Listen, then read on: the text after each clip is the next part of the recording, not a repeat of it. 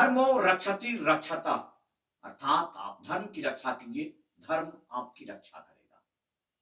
दुनिया का सबसे बड़ा मानव मिलन सम्मेलन अर्थात प्रयागराज में इस महाकुंभ की नासा के द्वारा दी गई इस तस्वीर को एक बार नजर देकर देखने की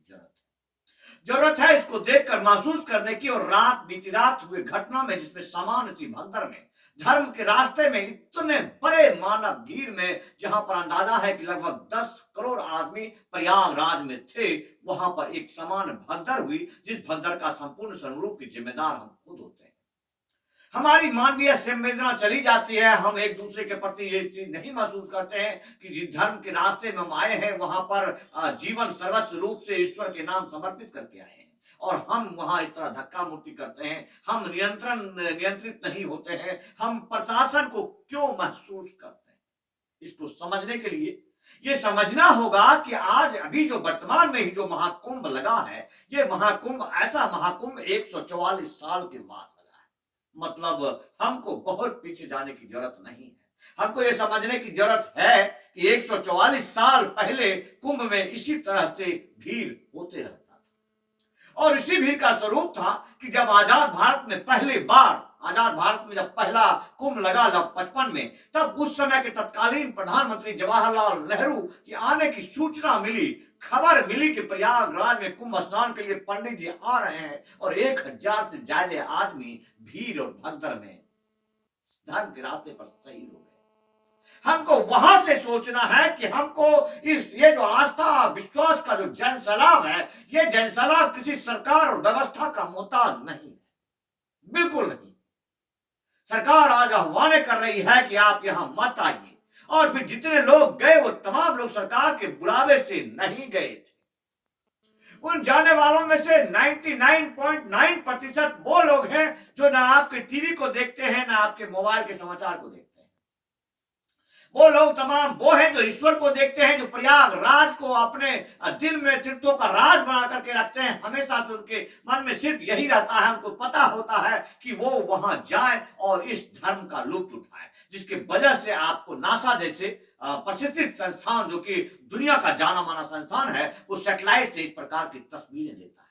अब यहाँ जन सैलाब की कुछ तस्वीरें हैं जो आप देख करके आश्चर्यचकित होंगे कि क्या भारत के अलावा और कहीं भी हो सकता है, या भारत के अलावा और कोई इसको नियंत्रित कर सकता है। तभी तो हजारों साल से हमारे ऊपर इतने आक्रमणकारियों ने आक्रमण किया, इतने अतिक्रमणकारियों ने हमारे ऊपर अतिक्रमण के रखा, फिर भी हम आज दुनिया के सबसे बड़े मानव शक्ति हैं,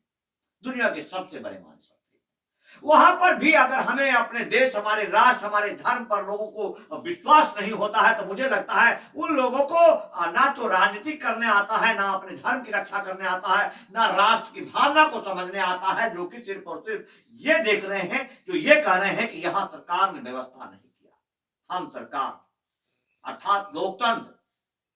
जनता के द्वारा अप्रत्यक्ष रूप से बनाई गई व्यवस्था, जहां हम स्वयं सरकार हैं, अगर व्यवस्था वहां हमारी नहीं होती है तो हमारी कमी है। हमारी कमी है कि हम वहां पर करते हैं। हम जरा पूछना चाहते हैं कि इस कुंभ में जो आयोजन होता है, इस कुंभ में जो बरसों बरस तक तपस्या करते रहते हैं, तप करते रहते हैं, उन साधु को, उन अखाड़ों के नागा साधुओं का, उन तमाम साधुओं का संपूर्ण रूप से पहला अधिकार होता है संगम पर, और उन्हीं के वजह से, उन्हीं के साथ, उन्हीं के समागम से, उन्हीं के द्वारा हजारों साल से इस व्यवस्था का निर्माण हुआ, इस मेला का आयोजन हुआ, ये दिवस रूप हुआ, सब कुछ वही देवतुल्य वो तमाम लोग साधु संत हैं।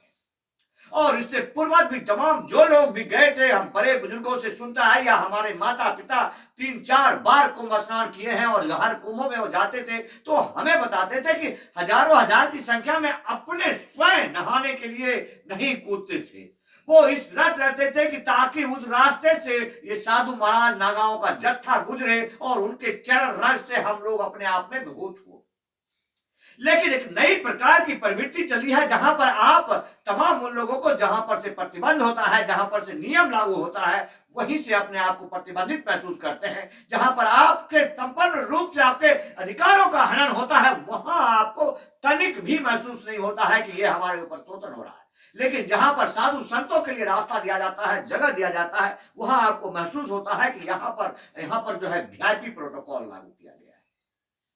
इसी वजह से यह भगदड़ का मूल कारण रहा है कि जो संगम का मूल घाट है उस घाट पर ही समस्त लोगों का, जबकि संगम तीर्थ नगरी प्रयागराज के उस भीड़ में सिर्फ अपने आप को समेट देने से, वहां पहुंचा लेने मात्र से ही आपको आज इस मौन अवस्था में गंगा माता में सिर्फ वहां लगभग 5 करोड़ लोग जो स्नान किए हैं, डुबकी लगाए हैं, सिर्फ वही मात्र इस मौन अवस्था का लाभ नहीं ले रहे हैं। तमाम लोग जो गंगा माता का नाम लेकर, स्मरण लेकर कर रहे हैं, वो कर रहे हैं सरकार इस तरह से अब आपको बुलावे के लिए जो व्यवस्था कर रहे थे, वो कह रहे हैं कि अभी वर्तमान में आप आज मत आइए, हम फिर से अपनी तैयारी करेंगे, फिर से बनेंगे। या फिर यूं कहें कि प्रयागराज का नाम लेकर उस भीड़ से सटे हुए जहां तक है वो सब तीर्थराज प्रयाग है। और इस पे बहुत सारे राजनीतिक करने वालों को ढेर सारी शुभकामनाएं उनको कि आपका राजनीतिक का जो रूप है वो इसी प्रकार से चलता रहे जिस प्रकार से आप चले थे, और विघटित होकर आप समाप्त ही हो जाए।